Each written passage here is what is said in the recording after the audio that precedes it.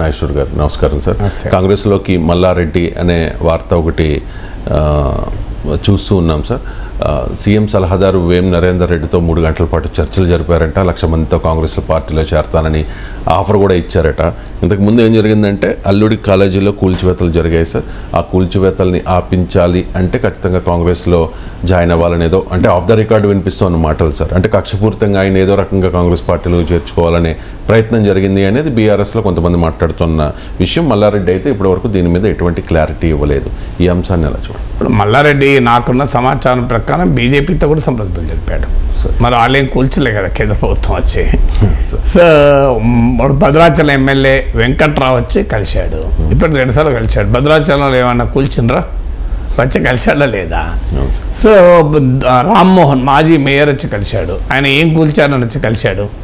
పట్నం మహేందర్ రెడ్డి వాళ్ళు వచ్చి కలిశారు. మీకు ఏమైనా తాండూరులో కూల్చారా? ఒక్క మల్లారెడ్డిదే కూల్చడం వల్ల జరిగితే ఇవన్నీ కూడా కూల్చారు కదా. పోనీ బీఆర్ఎస్లో ఇతర ఎమ్మెల్యేలకు కాలేజీలు లేవా? పల్లారాజేశ్వరరెడ్డి కాలేజీలు అక్కడ ఏమైనా కూల్చివేత జరిగినాయా? సో అందువల్ల కూల్చడము అనే అంశమే అయి ఉండదు.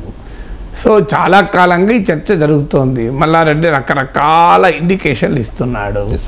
ఒకసారి రేవంత్ రెడ్డి పొగుడుతున్నాడు, ఓ రోజు విమర్శిస్తున్నారు. ఫండమెంటల్ పాయింట్ ఏంటంటే ఆర్థిక లావాదేవీలతోనే రాజకీయాల్లో అవకాశాలు వచ్చినప్పుడు పార్టీ పట్ల నిబద్ధత ఎందుకుంటుంది. మల్లారెడ్డి చెప్పాడు ఇంతవరకు అన్న నేను 50 కోట్లు ఇచ్చి తెచ్చుకున్నా, అది కూడా చెప్పాను నేను. మల్లారెడ్డితో ఉన్న ప్రత్యేకత ఏంటంటే ఆయన కుల మనిషి, ఏదో లోపల దాచుకొని బయట చేసే మనిషి కాదు.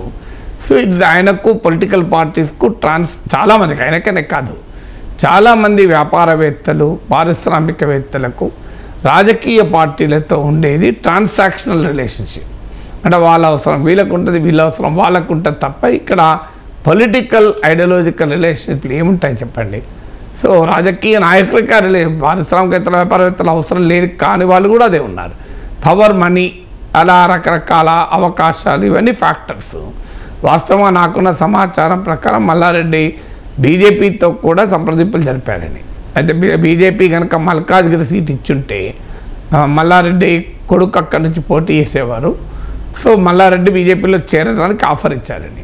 కానీ ఆడ ఈటల రాజేందర్ ఫ్యాక్టర్ పనిచేసింది. ఈటల రాజేందర్కు అకామిడేట్ చేయడానికి కనుక మల్లారెడ్డిని తీసుకోలేదు. ఆ మాటకైతే మురళీధర్ రావు లాంటి సీనియర్ నాయకుడికి కూడా టికెట్ రాలే కదా, ఈటలకు వచ్చింది కదా. సో అందువల్ల రాజేందర్ ఫ్యాక్టర్ వల్ల మల్లారెడ్డి ఆగిపోయింది. సో ఆయన మొదటి నుంచి ఈ చర్చ నడుస్తూనే ఉంది. మధ్యలో బీఆర్ఎస్ పట్ల తన నిబద్ధత చెప్తారు, ఒకసారి అటు ఇటు ఉంటుంది. ఇది ఇక్కడ మల్లారెడ్డి స్పెసిఫిక్గా చూడకూడదు. బీఆర్ఎస్ వైఖరి తాము అధికారంలో ఉన్న సమయంలో చెడామడ టీడీపీ ఎమ్మెల్యేలని కాంగ్రెస్ ఎమ్మెల్యేలు తీసుకున్నారు. సొంత పార్టీ నాయకులు వ్యతిరేకించినా కూడా, మీకు సవితా ఇంద్రారెడ్డి వ్యతిరేకించినా తీగల కృష్ణారెడ్డి తీసుకున్నారు. పట్నం మహేందర్ రెడ్డి వ్యతిరేకించినా రోహిత్ రెడ్డిని తీసుకున్నారు. మధుసూదనాచారి వ్యతిరేకించిన గండ్ర వెంకటరమణ తీసుకున్నారు. ఇలా అన్ని చోట్ల సొంత పార్టీ నేతలు, అంటే కాంగ్రెస్ పార్టీ నేతల చేతుల్లో ఓడిపోయిన వారు, ఇతర పార్టీల నేతల చేతుల్లో ఓడిపోయిన సొంత పార్టీ వాళ్ళు వ్యతిరేకించినా కూడా వాళ్ళు లెక్క చేయకుండా కేసీఆర్ తీసుకున్నాడు. వాళ్ళకి మళ్ళీ టికెట్లు ఇచ్చాడు, మంత్రి పదవులు ఇచ్చారు. నీ అవసరం కొరకు నువ్వు ఇంతమందిని తీసుకోలేదా? మా అవసరం కొరకు మేము పోతాం. ఇప్పుడు మల్లారెడ్డి రేపు ఓపెన్గా చెప్తారు, చూడు పోయారు కులం. నువ్వు నన్ను అంటున్నావు ఏం కేసీఆర్, నువ్వు తీసుకోలేదు, ఎవరు పెడతాను, ఎందుకు తీసుకున్నావు చెప్పు. ఇప్పుడు నా వల్ల నేనేదో తప్పు చేద్దాం అంటున్నావు. మరి అప్పుడు సవితమ్మని తీసుకున్నప్పుడు మన తీగల కృష్ణకు అన్యాయం జరగలే. సో నువ్వు తీసుకుంటే తప్పలేదు, నేను పోతే తప్ప అంటాడు. మీరు చూడండి మల్లారెడ్డి ఆయన సహజ శైలిలో అంటాడు. సో అందువల్ల Malla Reddy is not issue here. బీఆర్ఎస్లో అవకాశాలు లేవనుకున్నప్పుడు బీఆర్ఎస్ ఫక్తు రాజకీయ పార్టీ అయిందని కేసీఆర్ చెప్పుకున్నాడు, ఉద్యమ పార్టీ కాదని. ఫక్తు రాజకీయ పార్టీలో నాయకులు ఏముంటారు? ఫక్తు రాజకీయ నాయకులు ఉంటారు కదా. సో అందువల్ల ఫక్తు రాజకీయ నాయకులు మీరే తయారు చేసుకున్నారు. వాళ్ళ సమయం వచ్చింది పోతున్నారు. వాళ్ళు తప్పేమంటారు? పార్టీ అవసరాల కొరకు 88 సీట్లున్నా పార్టీ అవసరాల కొరకు అని చెప్పి చెడామడ ఇతర పార్టీలు తీసుకొని సొంత పార్టీ వాళ్ళకు నష్టం చేయలేదా? సో నష్టం చేసినప్పుడు సొంత పార్టీ వాళ్ళు కూడా వెళ్తారు. వాళ్ళకు అవకాశం లేదు, వాళ్ళు వెళ్తారు. ఇలా ఆశ్చర్యమైంది. నీవు చెప్పిన విధి నిరదాక్ష కదా. Right sir. రేవంత్ చాలా ఆవేశపూరితంగా మానవ బాంబులు అవుతాం అని కామెంట్ చేశారు కదా సార్. ప్రభుత్వం కూలిపోతుంది అంటే. సో ఆ బాంబుల మానవ బాంబుల మీద కేటీఆర్ కూడా కామెంట్ చేశారు సార్. బాంబులు మీ పక్కనే ఉన్నాయి, నల్గొండ ఖమ్మం బాంబులే మీ ప్రభుత్వాన్ని ఏమైనా చేయవచ్చు అని చెప్పి. సో నల్గొండ బాంబు అంటే మేబీ కోమటిరెడ్డి వెంకటరెడ్డి, ఖమ్మం బాంబు అంటే పొంగులేటి శ్రీనివాసరెడ్డి, శ్రీనివాసరెడ్డి కావచ్చు, బట్టి విక్రమార్కుడు అంటే నాకు అర్థమైంది చెప్తున్నాను. సో భవిష్యత్తులో ఈ బాంబుల వల్ల ఏదైనా రేవంత్ ప్రభుత్వానికి ఇవే బాంబులు అయితే రేవంత్ రెడ్డి పక్కన చాలా కాలంగా ఉన్నాయి కదా. ఈయన పిసిసి ప్రెసిడెంట్గా ఉన్నప్పుడు కూడా ఈ బాంబులు అక్కడే ఉన్నాయి. So Revanth Reddy PCC president అయినప్పుడు ఇప్పుడు కేటీఆర్ పరోక్షంగా చెప్తున్న నేతలంతా ఆహ్వానించారు ఎవరన్నా? సో ఆయన ముఖ్యమంత్రి అయినప్పుడు కూడా ఆహ్వానించారా? సో కాంగ్రెస్ పార్టీలోని ఇంటర్నల్ డైనమిక్స్లో రేవంత్ రెడ్డి ముఖ్యమంత్రి అయ్యారు, వాళ్ళు కాలేకపోయారు. వాళ్ళు రేవంత్ కన్నా సీనియర్లు కనుక వాళ్ళలో కొంత అసంతృప్తి అప్పుడు ఉంటే ఉండవచ్చు, ఇప్పటికి కూడా ఉంటే ఉండవచ్చు. కానీ వాళ్ళు అకామిడేట్ అయిపోయి వాస్తవిక పరిస్థితులను అర్థం చేసుకొని అధిష్టాన నిర్ణయానికి కట్టుబడి పనిచేస్తున్నారు. భవిష్యత్తులో ఏమవుతుంది? ఒకరేమో రేవంత్ రెడ్డి ఏకనాథ్ షిండే అవుతారంటారు, రేవంత్ రెడ్డి వెళ్ళి బీజేపీలో చేరుతారని కేటీఆర్ 2-3 రోజుల కింద అన్నారు. సో మళ్ళీ ఇప్పుడు కోమటిరెడ్డి వెంకరెడ్డి లేదా ఖమ్మం నేతల పైన అనుమానాలు వ్యక్తం చేస్తున్నారు. సో బీఆర్ఎస్ క్లారిటీగా రావాల్సిందంటే కాంగ్రెస్లో ఎవరు పోతారని వీళ్ళకి అంచనా. రేవంతే పోతాడు అని ఒకసారి అంటున్నారు, మళ్ళీ రేవంత్కు కాంగ్రెస్ ముఖ్యమంత్రిగానే ఉంటాడు కానీ కాంగ్రెస్ సీనియర్ లెసర్ పెడతారని ఇంకోసారి అంటున్నారు. సో అటు ఇద్దరు పైన ప్రశ్నలు రైజ్ చేశారు. అసలు విషయం ఏంటంటే కాంగ్రెస్ ప్రభుత్వం స్థిరంగా ఉండదు అన్న మెసేజ్ పంపాలి. కాంగ్రెస్లో అంతర్గత కుమ్ములాట్లు ఉంటాయి. ఎన్నికలకు ముందు కూడా ఇదే విషయాలు చెప్పారు కదా. కాంగ్రెస్ మాట్లాడితే ఢిల్లీ చుట్టూ తిరగాలి, ఫీల్డ్ కవర్ సీఎం, అవన్నీ ఎవరు జనం పట్టించుకోలేదు. జనం ఏంటంటే కేసీఆర్ను ఓడించాలనుకున్నారు, ఓడించారు. కాంగ్రెస్ ఎట్లున్నది, కాంగ్రెస్ రూపురేఖ విలాసాలను చూసి, కాంగ్రెస్ పార్టీ దివ్య సౌందర్యాన్ని చూసి ప్రజలేమీ ఓటేస్తారని కాదు కదా. రాజకీయాల్లో 2 పార్టీల మధ్య ఒక ప్రిఫరెన్స్ చాయిస్ ఉంటుంది. అందులో కాంగ్రెస్ పార్టీలో ఉన్న లోపాలను ఎత్తి చూపడం వల్ల బీఆర్ఎస్కు అదనంగా ప్రయోజనం కలుగుతున్నాయి అనుకోవాలి. ఎందుకంటే అసెంబ్లీ ఎన్నికలప్పుడే జరగలేదు కదా. ఇవాళ కాంగ్రెస్ పైన చేసే విమర్శలన్నీ, రేవంత్ రెడ్డి పైన ఇప్పుడు చేసే విమర్శలన్నీ అసెంబ్లీ ఎన్నికలకు ముందు కూడా చేశారు కదా. చేసినా ప్రజలు తిరస్కరించారు. అందువల్ల ఆల్రెడీ ఒక స్లోగన్, ఒక క్యాంపెయిన్ స్ట్రాటజీ ఫెయిల్ అయితే అదే క్యాంపెయిన్ స్ట్రాటజీ మళ్ళీ సక్సెస్ అవుతుందా? Time tested. అసెంబ్లీ ఎన్నికలప్పుడు ఇవన్నీ ప్రయోగించారు. కాంగ్రెస్లో కుమ్ములాటలు, ముఖ్యమంత్రులు మారుతారు, ఢిల్లీకి సీట్లు కవర్ సీఎం అవుతాడు, ఒకరికొకరు కొట్టుకుంటారు, వీళ్ళే 4 రోజులు ఉండరు, ఇవన్నీ చెప్పారు. చెప్పినా ప్రజలు తిరస్కరించారు ఆ వాదనలు. అందువల్ల బీఆర్ఎస్ క్రియేటివ్లీ థింక్, ఇంకే స్లోగన్ ఇస్తే ప్రజలు ఆకర్షించబడతారు అని. ఆల్రెడీ టైం టెస్ట్ అయ్యి పేలని టబాకాయలను మళ్ళీ మళ్ళీ పేలిస్తే ఉపయోగం ఉండదు. కొంతకాలమన్నా ఆగాలి. నిజంగానే కొన్ని పరిణామాలు జరిగి కాంగ్రెస్లో కొంత అసమ్మతి బయటపడ్డప్పుడు ఈ వ్యాఖ్యలు చేస్తూ ఉపయోగపడుతుంది. ఇప్పుడు మరింత ఐక్యత పెంచడానికి ఇది కారణమైన ఆశ్చర్యం లేదు. కాంగ్రెస్ వాళ్ళంతా కలవడానికి ఇది అటాక్, బీఆర్ఎస్ అటాక్ దోహదం చేసినా ఆశ్చర్యపడాల్సిన లేదు. Right sir. పవన్ కళ్యాణ్కు సలహాలు ఇచ్చిన 2 ప్రముఖ కాపు నేతలు, ఒక నేత హర్రామ్ జోగి గారి అబ్బాయి, హర్రామ్ జోగి అబ్బాయి వాళ్ళ కుమారుడు సూర్యప్రకాష్ వైఎస్ఆర్ కాంగ్రెస్ పార్టీలకు వెళ్ళిపోయారు సార్. ముద్రగడను నిన్న మిథున్ రెడ్డి, ద్వారంపూడి చంద్రశేఖర్ రెడ్డి, ఇతర వైసీపీ నేతలు ఇంటికి వెళ్ళి మరీ సాదరంగా ఆహ్వానించారు. ఆయన 12వ తారీఖున వైసీపీలో చేరతారనే ప్రచారం జరుగుతోంది. ఇప్పటివరకు ఏమీ ఆయన అయితే క్లారిటీ ఇవ్వలేదు. సో దీనికి సంబంధించి నిన్న పవన్ కళ్యాణ్ కూడా కామెంట్ చేశారు సార్, నాకు సలహాలు ఇస్తారు, ఇప్పుడు చూసారా ఏమైందా అని చెప్పేసి. మీరు కూడా గతంలో చాలా డిబేట్స్లో ప్రస్తావించారు. అల్టిమేట్గా ఇవన్నీ కూడా జగన్మోహన్ రెడ్డికి లబ్ధి చేకూర్చేలా వీళ్ళ చర్యలు ఉన్నాయి. పవన్కి సలహానిచ్చే క్రమంలో వీళ్ళు జగన్కి ఫేవర్ చేస్తూ ఉన్నారు అని చెప్పేసి. ఇప్పుడు మొన్నటిదాకా కాపుల ప్రయోజనాల కొరకు పవన్ కళ్యాణ్ పట్ల అభిమానం ఉండి కూడా ఆయన దారి తప్పుతున్నాడన్న ఆవేదనతో, కాపులకు నష్టం జరుగుతుందన్న ఆ బాధతో ఉత్తరాలు రాశారు అని ప్రజెంట్ అయింది. నేను ఆ రోజు నుంచి చెప్పినప్పుడు ముసుగు తొలిగిపోయింది, ఇంకేముంది. సో ఆ రోజు రైజ్ చేస్తున్నప్పుడు ప్రశ్నలు కూడా ఇది జనసేన ఇంట్రెస్ట్లు చేస్తున్నాయి కావు, పవన్ కళ్యాణ్కు శ్రేయభిలాషలుగా చేస్తున్నాయి కాదు. కాపుల కొరకు చేస్తున్నా అంతకంటే కాదు. కాపుల కొరకు చేస్తే ఇప్పుడు జగన్మోహన్ రెడ్డి పార్టీలు ఎందుకు చేస్తారు? అది కూడా మిథున్ రెడ్డి, దారంపూడి చంద్రశేఖర్ రెడ్డి వచ్చారు. ఏం పేర్ని నాన్న రాలే, అంబటి రాంబాబు రాలే కదా. సో అందువల్ల ఇందులో రాజకీయాలు తప్ప ఇంకేం కనబడుతున్నాయి. సో హరిరామ జోగయ్య లేఖలు రాసి ఎక్కడ తేలాడు, ఆయన కొడుకు వైసీపీలో ఏరాడు. ఇప్పుడు ముద్రగడ కూడా బీజేపీతో కూడా మధ్యలో సంప్రదింపులు జరిగాయి. ఇప్పుడు వాస్తవంగా నిన్న మిథున్ రెడ్డి కలిసినప్పుడు కూడా ఇంకా ప్రకటించకపోవడానికి కారణం నిన్న మార్నింగ్ నాకు తెలిసినంత వరకు బీజేపీ నేతలు కూడా సంప్రదించారు. బీజేపీ వారి ప్రతిపాదన ఏంటంటే మనం కాపు సీఎం అనే స్లోగన్తో వెళ్దాం అని ముద్రగడని చేర్చుకుని ముద్రగడనే సీఎం అభ్యర్థిగా ముందు పెట్టి రాజకీయం చేయాలని బీజేపీ ఆలోచించింది. కానీ Mudragada waiting for alliance. So పొత్తు బీజేపీకి టీడీపీతో ఉంటే ముద్రగడ బీజేపీలో చేరడం, ఆయన ఆటోమేటిక్గా వైసీపీలో చేరే అవకాశాలు ఎక్కువ ఉన్నాయి. ఏదున్నా జనసేనకు వైసీపీలో చేరే వ్యక్తి పవన్ కళ్యాణ్ లేఖలు రాస్తే లేఖలకి ఏమైనా వాల్యూ ఉంటుందా చెప్పండి?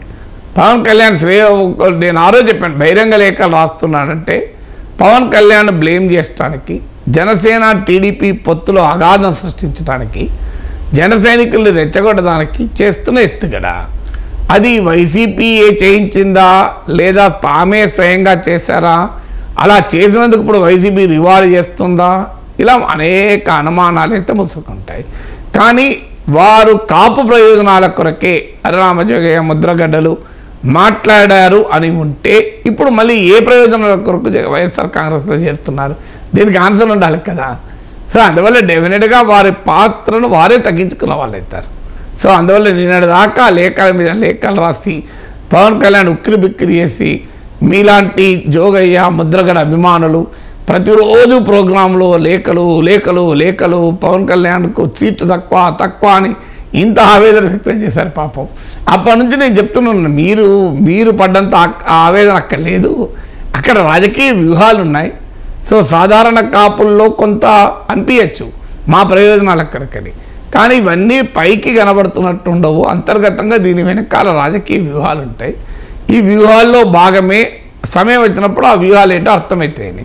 సో రాజకీయ విశ్లేషణ అనుభవం ఉన్న వాళ్ళు ఆ వ్యూహాలు కొద్దిగా ముందుగా అర్థం చేసుకుంటారు, సామాన్య ప్రజలకు కొద్దిగా ఆలస్యంగా తెలుస్తాయి. అంతే తప్ప వ్యూహాలే కదా.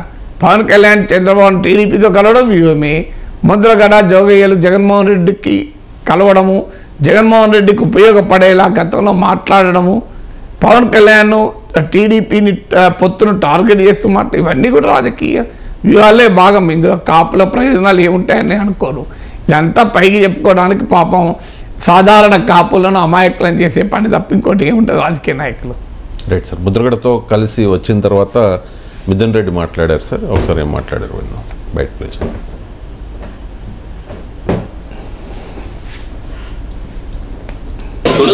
వైఎస్ఆర్సీపీ పార్టీలో చేరేందుకు ఆహ్వానించడం జరిగింది.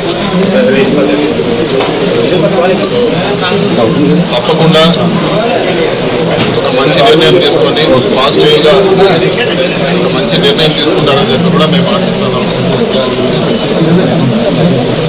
ఇక్కడికి వచ్చేటప్పుడు మీడియా మిత్రులు కొద్దిమంది ఫోన్ చేసి మీరు ఏమి ఆఫర్ చేస్తూ ఉన్నారు, మీకు ఏమి అంటే అండర్స్టాండింగ్ ఏముందని చెప్పి అందరూ కూడా ఒక విషయం క్లియర్గా చెప్పదలుచుకున్నాను. ఒక మంచి ఇండివిజువాలిటీ ఉండే నేత కాపు ఉద్యమం చేశారు. ఇటువంటి ఆఫర్లకో లేకపోతే ఇంకోటో పద్మనాభం గారు పార్టీలో చేస్తారనేది ఖచ్చితంగా ఆయన స్వతహాగా అన్కండిషనల్గా చేరితే తప్పితే ఏ ఆఫర్లకు చేరే వ్యక్తి కాదని చెప్పి కూడా మేము భావిస్తున్నాం. అదేవిధంగా ముఖ్యమంత్రి గారు సమక్షంలో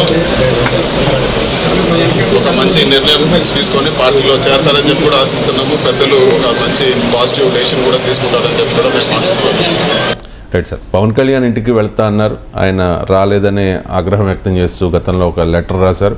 సో ఇప్పుడు వైఎస్ఆర్ కాంగ్రెస్ పార్టీ ఆహ్వానం ఇచ్చింది కాబట్టి ఆయన ఏదైనా పాజిటివ్ రెస్పాన్స్ మంచి డెసిషన్ తీసుకుంటారని వైసీపీ నాయకులు అనుకుంటూ ఉన్నారు. ఒకవేళ అంటే ముద్రగడ చేరిక కన్ఫర్మ్ అయితే వైఎస్ఆర్ కాంగ్రెస్ పార్టీ వైపు కాపులు చూసే అవకాశం ఉంటున్నాడు? ఇప్పుడు పవన్ కళ్యాణ్ ఇంటికి రాలేదు, ఇప్పుడు జగన్మోహన్ రెడ్డి ఇంటికి వచ్చింది, మిథున్ రెడ్డే కదా పంపించింది. ఇప్పుడు పార్టీలో చేరేటప్పుడు కూడా సో పవన్ కళ్యాణ్ కూడా అట్లనే వేరే వాళ్ళని పంపించాడు కదా. ఇందులో జగన్మోహన్ రెడ్డి ఇంటికి వచ్చాడు. ఆయన ఇప్పుడు ముద్రగడ్డ ఇంటికి వస్తే కాపుల ప్రయోజనం నెరవేరుతాయి, ఇంటికి రాకపోతే కాపుల ప్రయోజనం నెరవేరాయండి. నాకు అర్థం కాని అంశం అంటే ఆంధ్రప్రదేశ్లో ఉన్న లక్షలాది మంది కాపుల ప్రయోజనాలు ముద్రగడ్డ ఇంటికి వస్తారా రారా అనే దాంతో నాకు తేలేదు. నాకు నిజంగా అర్థం కాదు. సాధారణ కాపులకు ఉద్యోగాలు వస్తాయి, ముద్రగడ్డ ఇంటికి జగన్ వచ్చినా పవన్ వచ్చినా సాధారణ కాపులకు దక్కేది ఏంటి నాకు చెప్పండి. దానివల్ల కాపు కార్పొరేషన్ నిధులు వస్తాయి, ముద్రగడ్డ ఇంటికి వస్తే.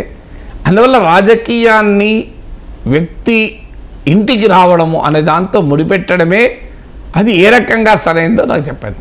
అందువల్ల ఇది ఇంటికి రావడము రాకపోవడంతో వచ్చింది కాదు.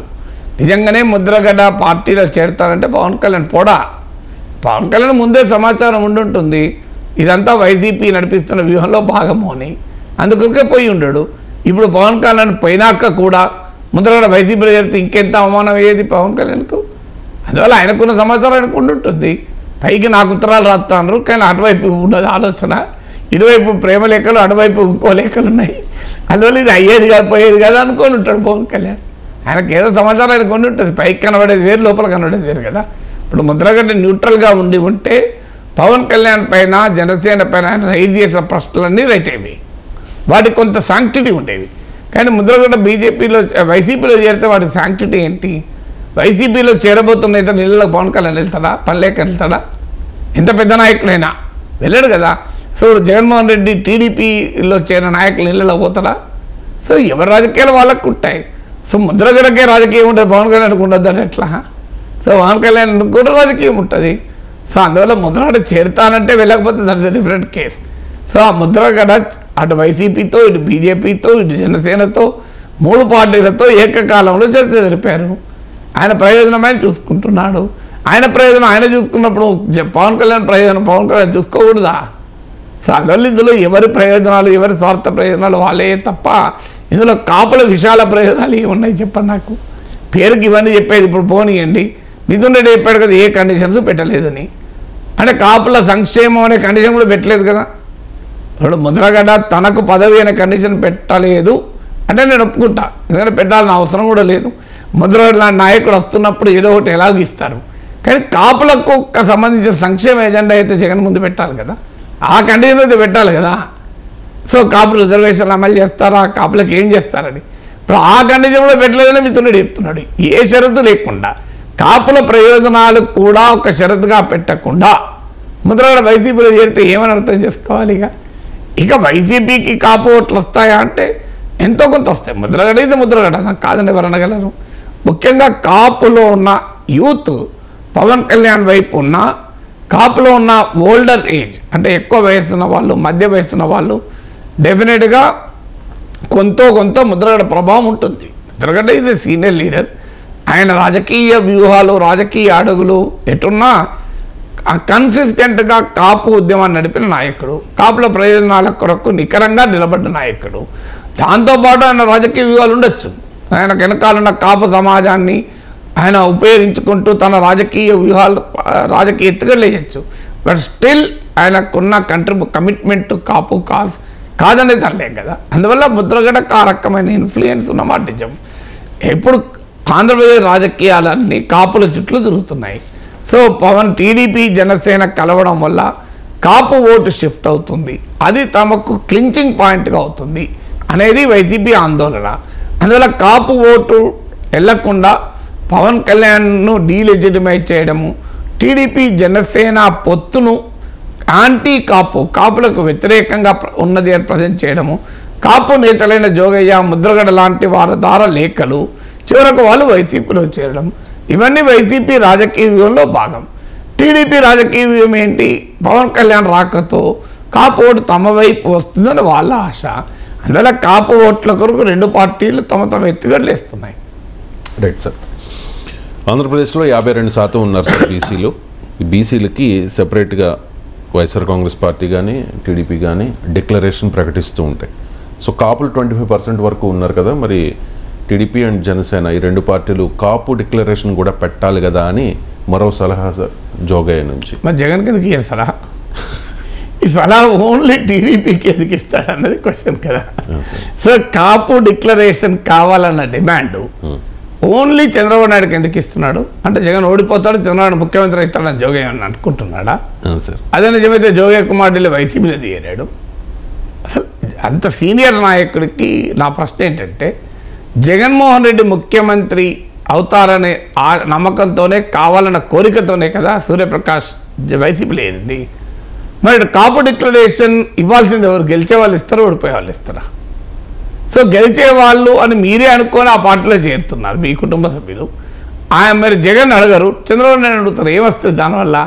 అడిగితే ఇద్దరిని అడగాలి, అవునా కదా? లేదా గెలవగలిగే వాళ్ళు అడగాలి. ఓడిపోతారని మీరే చెప్తున్నారు కదా. సో మరి ఎలా టీడీపీ జనసేనను డిక్లరేషన్ అడిగి వైసీపీని అడగకపోవడం వల్ల దానికి ఏం వాల్యూ ఉంటుందని చెప్పండి. అడిగితే కాపు పెద్దలైనప్పుడు రాజకీయాలకు అతీతంగా ప్రజల పక్షాన నిలబడి, కాపుల పక్షాన నిలబడి, నా పార్టీలాగా మీరు కాపులను పావులుగా వాడుకోకండి, కాపులకి ఇవి కావాలి అని డిమాండ్ చేయాలి. అటు చంద్రబాబు నాయుడు జగన్ల మధ్య రాజకీయ అంశంగా జోగయ్య, పొద్దుగడ లాంటి వాళ్ళు ఉండడమే కాపులకు వస్తున్న పెద్ద నష్టం. ఎందుకంటే వీళ్ళిద్దరు కాపు పెద్దలు, ప్యూర్లీ రాజకీయాలకు అతీతంగా కాపు ప్రయోజనాల కొరకే నిలబడాలి, కాపుల కోసం అందరినీ అడగాలి. అలా కాకుండా సెలెక్టివ్గా క్వశ్చనింగ్ అడిగితే అల్టిమేట్గా నష్టపోయేది కాపులే కదా. ఏదైనా జోగయ్య, ముద్రగడ్డ రాజకీయంగా లాభం పడితే లాభపడతారేమో, కానీ కాపులైతే నష్టపోతారు. నిజంగానే కాపులకు ఏం జరగాలి అన్నది నిర్దిష్టంగా ఇంకో 4-5 అంశాలు 10 అంశాలు అడిగి దానికి కారణాలు అడిగి అది అన్ని పార్టీల ముందు పెట్టి దాని ఒక రాజకీయ ఎజెండాగా మారిస్తే కాపులకు లాభం.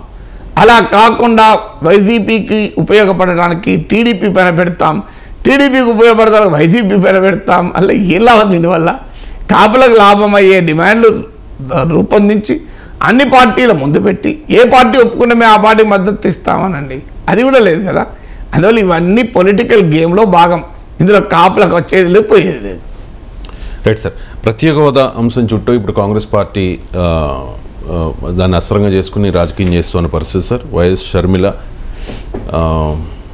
ఏపీసీసీ చీఫ్ అయిన తర్వాత ఈ ప్రత్యేక హోదా అంశాన్ని ప్రముఖంగా ఎత్తుకున్నారు.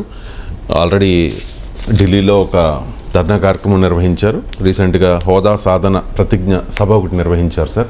ఈ సభలో చాలా భావోద్వేగానికి గురయ్యారు షర్మిల, కన్నీటి పర్యంతమైన పరిస్థితి కూడా.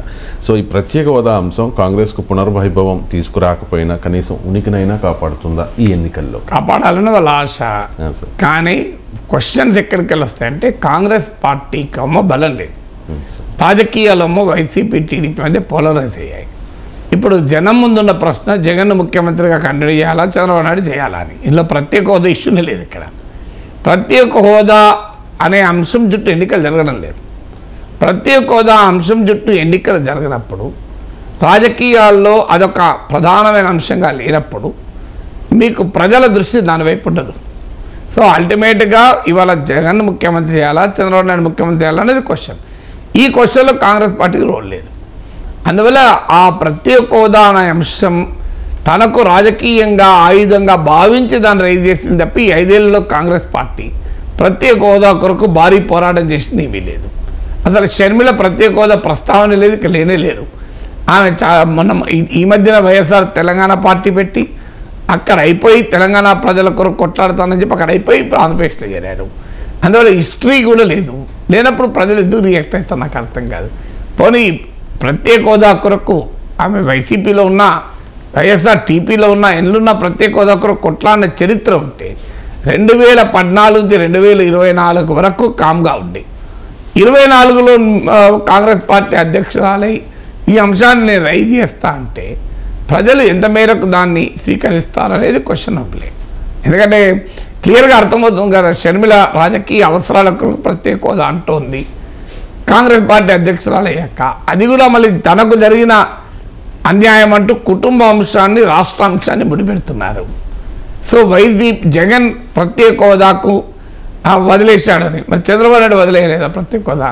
ఒక్క మాట కూడా చంద్రబాబు నాయుడు అంటలేదు. షర్మిల మీరు గమనించండి, నిన్నటి సభలో కూడా ప్రత్యేక హోదా నాకు ఇంట్లో చెల్లికి తల్లి లాంటి రాష్ట్రానికి అన్యాయం చేశారని. అన్యాయం చేసింది జగన్ అన్నప్పుడు అసలు చంద్రబాబు నాయుడు ఎందుకు అడగరు? మరి ఆయన ప్రత్యేక హోదా పట్టుకున్నాడా? అసలు మా అందరికన్నా ముందు ప్రత్యేక హోదా అవసరం లేదు, ప్యాకేజ్ సరిపోద్దని చెప్పి ఒప్పుకున్నది చంద్రబాబు నాయుడు కదా.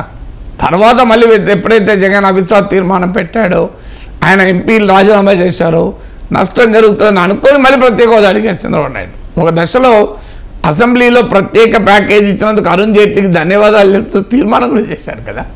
ప్రత్యేక హోదా అని పోరాడిన, ప్రత్యేక హోదా సాధనా సమితి కార్యకర్తలని నాయకులు అరెస్టులు కూడా చేశారు కదా. ప్రత్యేక హోదా పైన ధర్నాలు చేసి ఊరుకోనని కూడా అన్నాడు కదా. ఇవన్నీ మర్చిపోయారు జనం.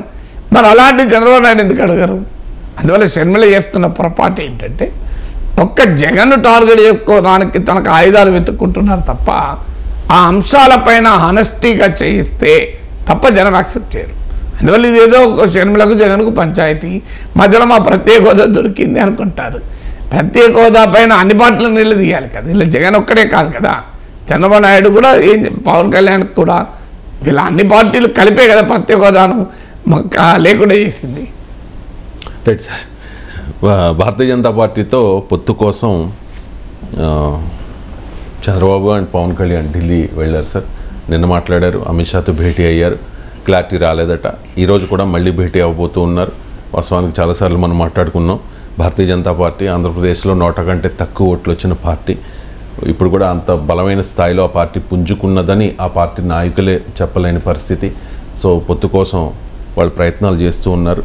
సో ఇవాళ ఒక క్లారిటీ వచ్చే అవకాశం ఉన్నట్టుగా మనకున్న సమాచారం సార్. ఇక్కడ కీలకంగా మీకు అసెంబ్లీలో గెలవడం ముఖ్యం కదా, మాకు ఎంపీ సీట్లు ఎక్కువ ఇవ్వండి అని చెప్పి వాళ్ళు అడుగుతూ ఉన్నారట సార్ భారతీయ జనతా పార్టీ నాయకులు.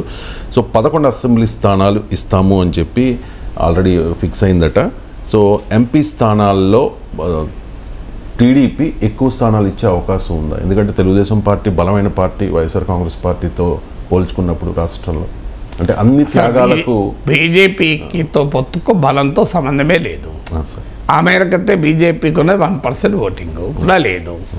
ఆ లెక్కన 2 సీట్ల కన్నా ఇచ్చేదానికి స్కోపే లేదు. ఇప్పుడు 6% ఓటింగ్ ఉన్న వాళ్ళకి 24 సీట్లు ఇచ్చారు కదా, ఆ లెక్కన 4 సీట్లు. సో 2 ఎంపీలు జనసేనకి ఇచ్చినాక అంతకన్నా ఎక్కువ బీజేపీకి ఇస్తే బీజేపీకి ఏం బలం ఉన్నది ఇవ్వడం? అందువల్ల చంద్రబాబు నాయుడు తన అవసరాల కొరకు ఆయన బీజేపీతో పెట్టుకోదలుచుకున్నాడు. చంద్రబాబు నాయుడు ఆ అవసరాన్ని గుర్తించిన బీజేపీ మ్యాక్సిమం ప్రయోజనం పొందాలి అని అనుకుంటున్నారు. ఇప్పుడు మీకు అవసరం అండి ఇల్లు అమ్ముకుంటున్నారు, తక్కువ రేటుకి అడగడా కొనేటోడు, ఇది కూడా అంతే.